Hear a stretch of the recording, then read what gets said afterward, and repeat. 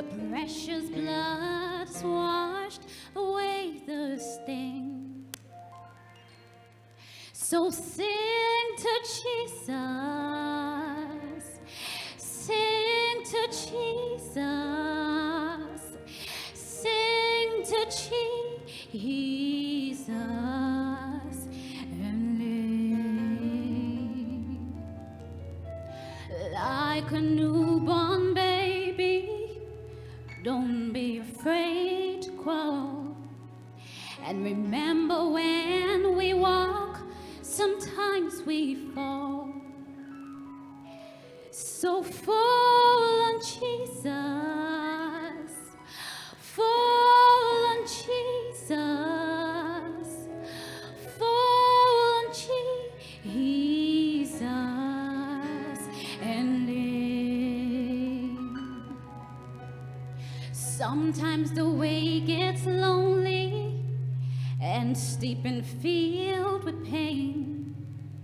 So if your sky's dark and pours the rain, then cry to Jesus,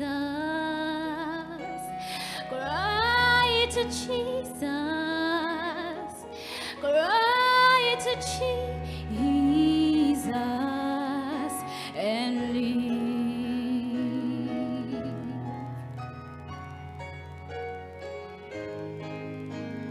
When the love spills over and music fills the night, and when you can't contain the joy inside, then dance for Jesus,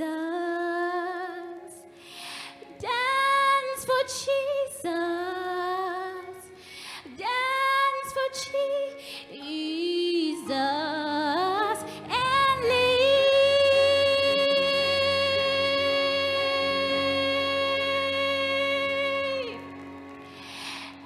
And with your final heartbeat, kiss this world goodbye.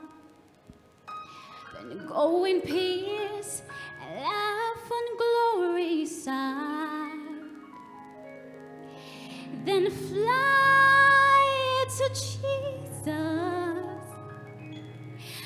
fly to Jesus, fly to Jesus, and live.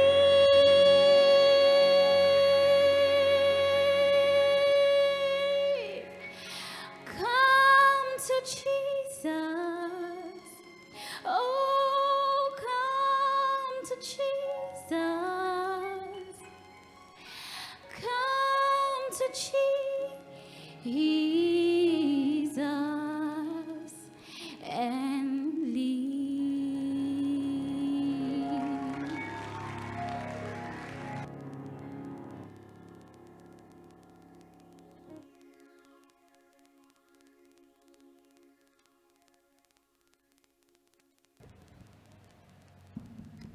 Good morning, everybody. Can you just welcome your neighbor and say, welcome to Heart Talk.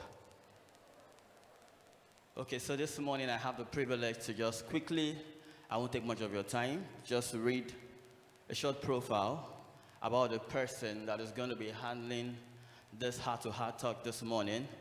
And I'm privileged to say he's my pastor and is also my mentor. Can we just appreciate God for him, person of Reverend Professor Gregory Efosa Erhabor. For those of us that don't know, he's a leading consultant chest physician in Nigeria. And we all know that he has held several leadership positions, both nationally and internationally. He's an internationally recognized teacher, preacher, and visionary leader. He's also the president and founder, Spokesman Communication Ministry, and the Spokesman School of Effective Ministry and Leadership, and the senior pastor of the Sanctuary of Hope Church. I really appreciate God for that.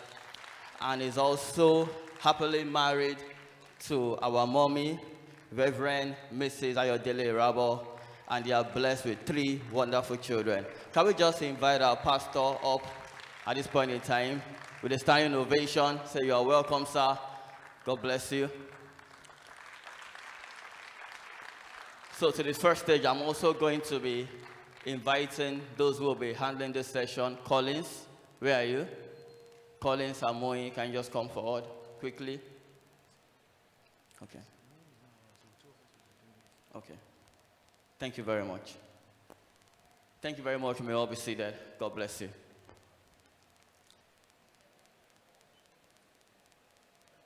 Thanks.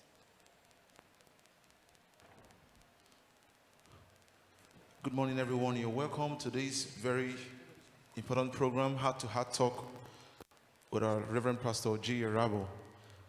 Now, please, before we go into the panel session properly, I would like every one of us in any area of interest, maybe career, relationship, or holistic living, to raise questions, because we are going to be entertaining questions from everyone here. So please, just make sure you raise a question that is bothering you on any aspect of life. You can even ask questions on coronavirus. You can even ask questions on that. But just make sure you raise a question on any aspect, please. But before we start entertaining questions from you, I have a question here for our pastor. Please, can we put our hands together for our pastor once again, please? Thank you. Sir, this question is about relationship, and the person is asking, saying that he's in a serious relationship with his partner or with her partner, and we have been dating for a couple of years now. Up till now, my partner and I often had time for each other, and we always spend quality time together, going out on dates and all.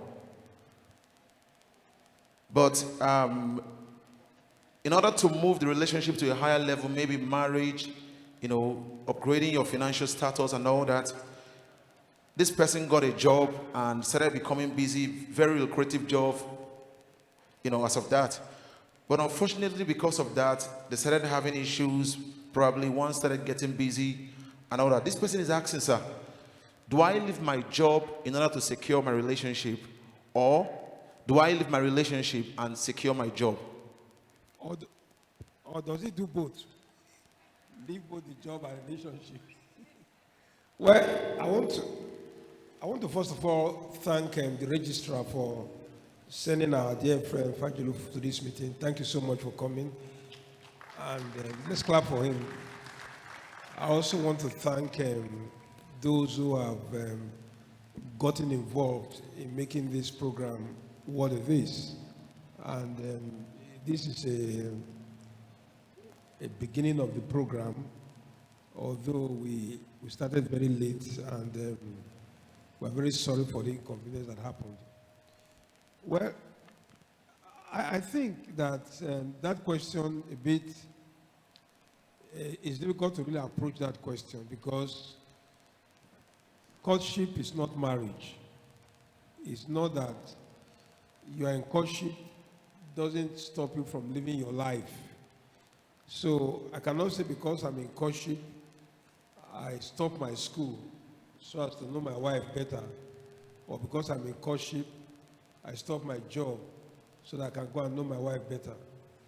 All has to do with time management and priorities.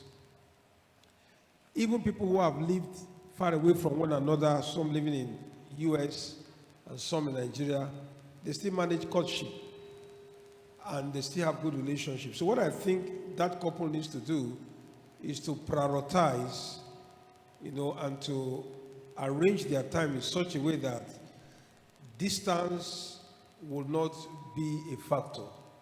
You don't work 24 hours in a day. You choose times for yourself. For example, you can say on Saturdays, we are going to commit to one another. Or one day in a week, we are going to spend time praying and seeking God's face. So you don't just, when you prioritize and you manage your time properly, you will have time to fellowship and see one another. God bless you. Thank you very much, sir. So let me just quickly ask, since we're still talking about relationships. So this person is asking, what is your stance on marriage while in school? Must it always be that both are done with their school or with their school in the university first, Or what are the measures to take or to consider if you must marry while you are still in the university? Well, to get married, you need a high level of maturity and to some extent financial independence. You can't be dependent on your parents and then get married and now depend on them for your sustenance. At the same time, you must be able to manage your affairs yourself. So marriage involving leaving your parents and then clinging to your wife to start a new relationship. And if you can clearly say to yourself, you have developed emotional maturity to handle a wife, emotional maturity to handle the children, and then also you have financial independence to take care of your home, and then spiritual maturity. Because some people started school very late, and some are in postgraduate school. So the idea of whether you are in school or not in school depends on a couple of factors. But then if we look at the general situation in our country today, and the fact that many people start school very early and then grow up in school, I would rather advise that before you start any relationship, it is better to finish your school, get done with it, so that you will let that is off your life, and then two of you can stand together in maturity. So the general principle is get done with your school, get together. And so, but there's no hard and fast rule.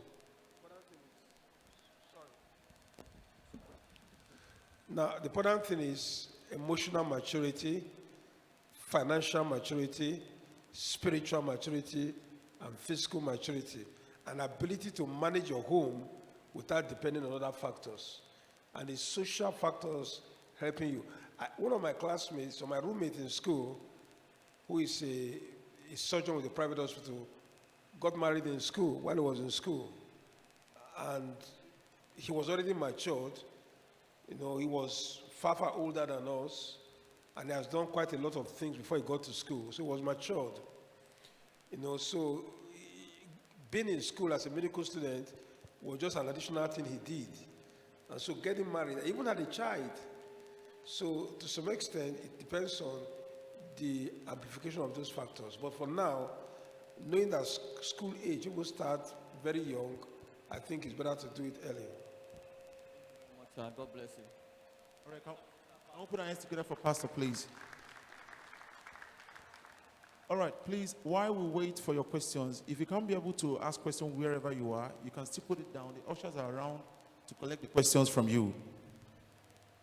Now, this person is saying, Pastor, still on relationship, is saying, sir, I'm in a relationship with marriage in view with a friend in school whom I have known for a time now.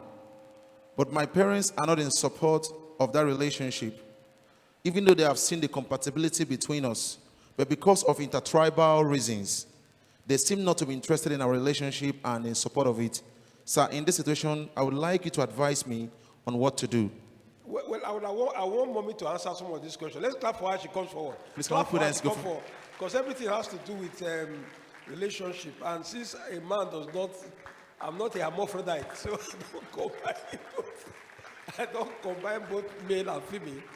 I think she should be able to, you can repeat the question so that she can answer that question. Let's clap for her much more time. Repeat the question so that she can answer the question. You can use my own microphone. All right. The person is asking, I'm in a relationship with marriage in view with a friend whom I have known for a while now, but my parents are not in support of our relationship, even though they have seen the compatibility between us. But because of intertribal reasons, they seem not to be interested in our relationship. Sir or ma, in this situation, I would like you to advise me on what to do.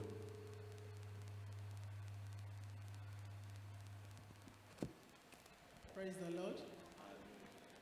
When relationships are built on trust, so if the two people involved, they have grown to trust themselves, then they need to reinforce their prayers concerning it. Many parents are afraid of intertribal marriages because either from past experiences of others who have gone ahead, or because they feel that if this person goes, they may not be able to reach out to them, especially in their critical times of need in their old age. And another factor is, if you see Nigeria as it is now, there are a lot of intertribal problems